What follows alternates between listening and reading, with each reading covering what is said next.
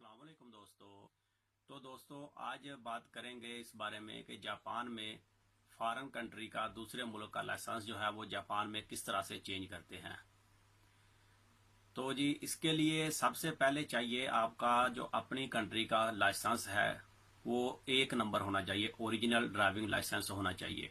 और जब लाइसेंस लिया अपनी कंट्री का हो या चाहे दूसरी कंट्री का भी हो, जैसे अगर कोई बंदा दुबई वगैरह से आ रहा हो तो दुबई में दुबई का लाइसेंस हो।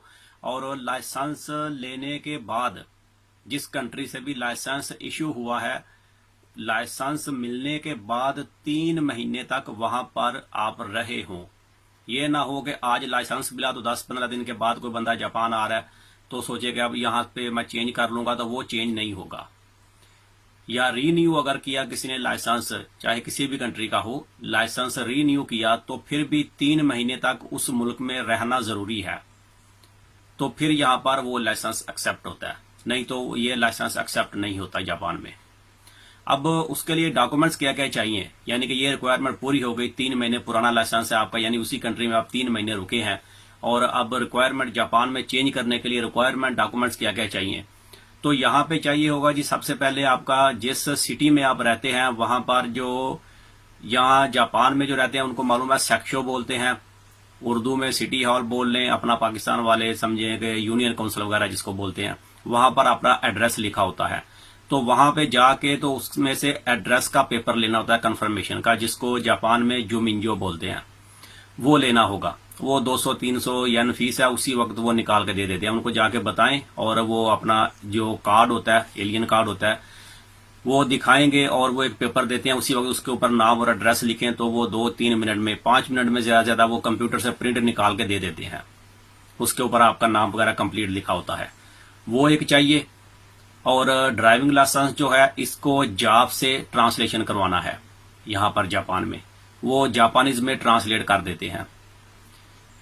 तो ये 2 पेपर हो गए और बाकी आपका पासपोर्ट है, एलियन कार्ड है, वो लेके वो ऑफिस में जाना है जहां पे ड्राइविंग लाइसेंस की आपने फाइल जमा करानी है। और ये जहां पर फाइल जमा करानी है उसी सूबे में, यानी कि यहाँ जापान में कैन बोलते हैं, जिस सिटी में आपने आपका एड्रेस है उसी सूबे में कैन में आप जाकर ये जमा करवा सकते हैं, किसी और कैन में जाके जमा नहीं होगा। एक चीज ये हो गई। और अब उसमें है ये जो उस कैन में आपने जाना है ड्राइविंग लाइसेंस सेंटर में, तो वहां पर भी अभी क्या रिक्वायरमेंट होगी, वहां पर सिस्टम ये होता है कि कुछ ये सब की अपनी अपनी रिक्वायरमेंट है। हो सकता है कोई कुछ पेपर एक्स्ट्रा भी मांग ले और कुछ हो सकता है ना भी एक्स्ट्रा मांगे। तो वो क्या बोलते हैं कि सही है, ये ड्राइविंग लाइसेंस जो है ये आप अपनी एम्बेसी से इसको तस्दीक करवा के लेके आओ।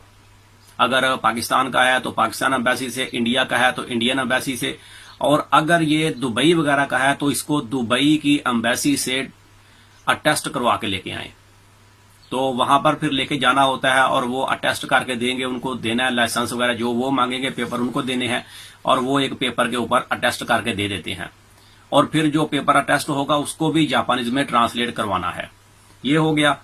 तो अब ये पेपर लेके जाके वहां पर जमा करवाएंगे तो वो आपकी फाइल ओपन कर देंगे, वो पूरा रिकॉर्ड चेक करते हैं वो पासपोर्ट वगैरह पे कि आप 3 महीने वहां पर रुके भी हैं या नहीं रुके। वो चेक करके तो फिर वहां पर आई स्कैन होती है, आई स्कैन करके तो रिटर्न टेस्ट होता है, कुछ सवाल लिखे होते हैं, उनका यस नो में जवाब देना होता है। तो ये कंप्लीट हो गया तो उसके बाद आता है टेस्ट की बारी। तो फिर वो टाइम जैसा हो तो उसी टाइम वो टाइम देते हैं। अगर 15 दिन के बाद का टाइम हो या 20 दिन के बाद या 1 महीने या जो भी उनके पास अवेलेबल टाइम होता है तो वो टाइम दे देते हैं कि वह फलां डेट को आपका टेस्ट होगा। तो जब टेस्ट होगा, ड्राइविंग टेस्ट होगा, तो आप जाएंगे तो वहां पर वो डॉक्यूमेंट्स जितनी बार भी जाना है ये सब कंप्लीट डॉक्यूमेंट साथ में लेके जाने होते हैं। वहां पर जाके जब डॉक्यूमेंट्स जमा करवाएं, जब यानी कि टेस्ट वाले दिन जाएंगे तो वो पुलिस वाले जो होते हैं वो पहले डॉक्यूमेंट्स चेक करते हैं आपके, वो टाइम वगैरह आपका चेक करते हैं कि आपको वाकई टाइम दिया गया था, क्योंकि वो अपना एक पेपर देते हैं गवर्नमेंट का। तो वो कंफर्म होने के बाद वहां पर बिठाते हैं, थोड़ी देर बैठे, फिर वो 15-20 मिनट की क्लास होगी, वो जापानीज में पूरा तरीका बताएगा कि क्या क्या चीजें होंगी टेस्ट के दौरान। तो 3 गलतियां तक अगर कोई बंदा छोटी मिस्टेक कर दे 3 बार तो उसको माफ करते हैं, कोई मसला नहीं है ड्राइविंग टेस्ट के दौरान जब बंदा गाड़ी चला रहा हो। तो चौथी मिस्टेक हो तो फिर वो बोलते हैं जी गाड़ी वापस ले लो। ये चीज है। और गाड़ी के दौरान जब टेस्ट हो तो वो उसी वक्त भी लेक्चर में भी बताते हैं कि मोबाइल जो है वो बंद रखना है, ये जरूरी है। उसको विब्रेट पे भी नहीं लगाना, विब्रेशन पे भी नहीं लगाना। अगर किसी बंदे ने फोन कर दिया और मोबाइल में विब्रेट हो गई तो फिर भी, चाहे आप पास हो रहे हो और नजदीक पहुंच गए हो, तो फिर भी वो कैंसिल है, फेल हो जाएंगे। मोबाइल जो है वो बिल्कुल ही उसको साइलेंस मोड पे लगाना है, विब्रेशन पे भी नहीं लगाना। तो ये सिस्टम होता है। मैं इंशाल्लाह इसके लास्ट में ये कोनस की है, ये साइतामा कैन में कोनस की या कोई भी वीडियो मैं लगा दूंगा, तो आप देख लें कि किस तरह का वो टेस्ट होता है।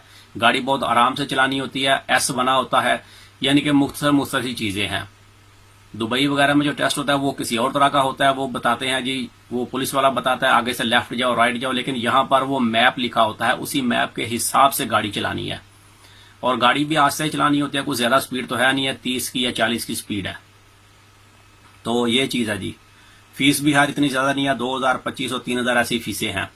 तो पास हो गए तो वो लाइसेंस मिल जाता है, 2.5 साल का या 3 साल का लाइसेंस दे देते हैं। तो ये मुख्तसर सी वीडियो थी जिसके बारे में, इसमें कोई खास इतनी डिटेल तो है नहीं है। और ये साइतामा कैन में जो है, यहाँ पर अगर कोई बंदा अप्लाई करे तो पाकिस्तानी अगर कोई अप्लाई करेगा तो उसका जो रिटर्न टेस्ट होगा वो उर्दू में भी उसको मिल सकता है, वो उर्दू में भी अपना रिटर्न टेस्ट दे सकता है। और दूसरे नंबर पे यहाँ पर साइतामा कैन में जो होगा तो इसमें जो नंबर है वो जल्दी आ जाता है, यानी कि ट्राई की डेट जो है वो जल्दी आ जाती है, यानी कि 15-20 दिन के बाद भी आपका नंबर आ सकता है। लेकिन चीबा कैन में जो है वहां पर डेट बहुत देर से आती है, 2, 2.5, 3 महीने के बाद। यानी कि ये डिपेंड करता है रश के ऊपर। जहां पर पब्लिक ज्यादा होगी तो वहां पर जाहिर सी बात है कि नंबर देर से आएगा, और जहां पर थोड़ा कम है वहां पर जल्दी नंबर आ जाएगा। लेकिन साइतामा कैन का तो मेरा अपना तजर्बा है, क्योंकि मैंने भी वहीं पे लिया था कोनस में, तो यहाँ पे नंबर जल्दी आ जाता है।